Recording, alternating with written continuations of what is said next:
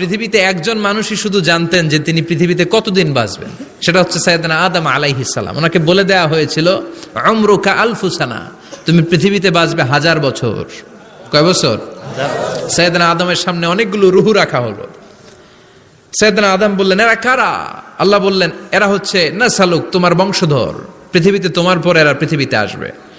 সাইয়েদনা আদম বললেন, আল্লাহ ওই যে একটা রুহু দেখা যায়, এটার নাম কি? আল্লাহ বললেন, হাদা ইবনুকা দাউদ, এটা তোমার ছেলে দাউদ, সে দুনিয়াতে নবী হয়ে আসবে, তার ছেলে সুলাইমানও নবী হয়ে আসবে। সাইয়েদনা আদম বললেন, মাবুদ, আমার ছেলে দাউদের কত বছর হায়াত আপনি দিয়েছেন? আল্লাহ বললেন, 40 সানা, মাত্র 40 বছর, 4 ইয়ার্স, 40 বছর তোমার ছেলেটা বাঁচবে। ও আল্লাহ, আমি বাঁচবো কয় বছর? তুমি বাঁচবা 1000 বছর। সুবহানাল্লাহ। সাইয়েদনা আদম বললেন, মাবুদ, এত ফুটফুটে সুন্দর আমার ছেলে দাউদ, মাত্র 40 বছর দিলেন কেন? জিদ মিন উমরিহি, বাড়ায়া দেন। কি করেন? সুপারিশ করতেছে পোলার লাইগা। কে? বাবা। আল্লাহ আপনি বাড়ায়া দেন। আল্লাহকে বাড়ানো যাবে না, লেখা হয়ে গেছে। রুফিআতিল আকলাম ওয়া জাফফাতিস সুহুফ, কলম তুলে নেওয়া হয়েছে আর কালি শুকায় গেছে, আর কিছু করা যাবে? সাইয়েদনা আদম বললেন, মাবুদ, আমার 1000 বছর কেন দিলেন? আমার এই সুন্দর ফুটফুটে ছেলেটারে মাত্র শুধুমাত্র 40 বছর কেন দিলেন? ও মাবুদ, আমার 1000 বছরের দরকার নাই, আমার 1000 বছর থেকে 60 বছর আমি আমার ছেলেরে দিয়ে দিলাম। দাউদ আলাইহিস সালাম বাঁচবে 40 বছর, তো বাপ আদম যদি আরো 60 দেয়, 40 আর 60 মিলে কত হয়? 100। ভালো হিসাব বোঝে এরা, 100। আর আদম আলাইহিস সালাম পেয়েছিলেন 1000 বছর, 60 কমে গেলে রইল কত? 940 বছর পৃথিবীতে থাকার পরে মালাকুল মাউত চলে এসেছে। কারণ এটা on time, the death will come on time, it never late, কখনো দেরি হয় না।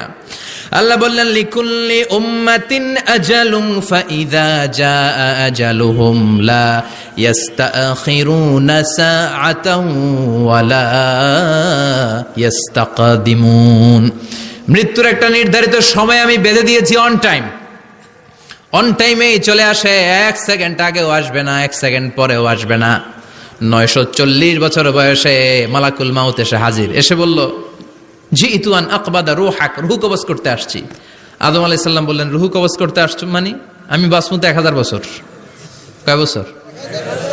মালাকুল মাউত বললেন, না না, ওই যে আগের কথা স্মরণ করেন, আপনি 60 বছর দিয়ে দিয়েছিলেন। কয় না, আমি দেই নাই, আমি আরো বাঁচুম, আরো 60 বছর পাওনা আছি, আমি দেই নাই। মালাকুল মাউত বললেন, আপনি দিয়েছেন। আদম বলে, দেই নাই। মালাকুল মাউত বলে, আল্লাহ ঘটনা দেখেন, দিয়া কয় দেই নাই। আল্লাহ কয়, থাক, কথা কইস না, আয়া পর। সুবহানাল্লাহ পড়েন। নাসিয়া আদম ফানাসিয়া বানু, ভুলে গেছেন উনি। আমরা ভুলে যাই, আমরা খেয়ে বলছি খাই নাই, নিছিলাম পকেটে, কয় নেই নাই। এরকম ডাকাইত আছে না নাই? নাসিয়া আদম ফানাসিয়া বানু, বিশ্বনবী বললেন, আদম ভুলেছে তো তার সন্তানরাও ভুলে যায়। জাহাদা আদম ফা জাহাদাত যুররিয়াতু, আদম অস্বীকার করেছে, তার সন্তানরাও অস্বীকার করে। সেদিন থেকে আল কিতাব ওয়া শুহুদ, মানে লিখে রাখার সিস্টেম আর সাক্ষীর সিস্টেম চালু হয়েছে। সুবহানাল্লাহ পড়েন। সুবহানাল্লাহ। 940 বছর বয়সে মালাকুল মাউত এসে আদম আলাইহিস সালামের রূহ নিতে পারে নাই।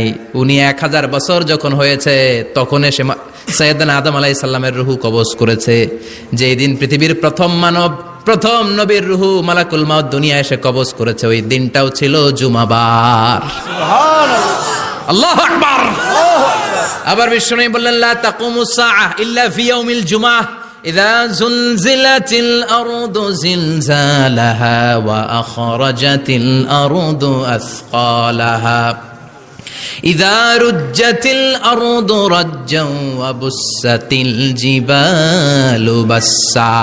কিয়ামতের দিন পৃথিবীটাকে একটা প্রকম্পন দিয়ে কাঁপিয়ে দিবে কে? আল্লাহ। মারাত্মক একটা ঝাঁকুনি দিবে আল্লাহ, পুরো পৃথিবীটা কেঁপে ভেঙে চুরে খান খান হয়ে যাবে। এই ঝাঁকুনি আর আর্থকোয়েক, ভূমিকম্প এর ঘটনাটা যেদিন ঘটবে ওই দিনটাও হচ্ছে জুমার দিন। চিৎকার করে পড়েন সুবহানাল্লাহ।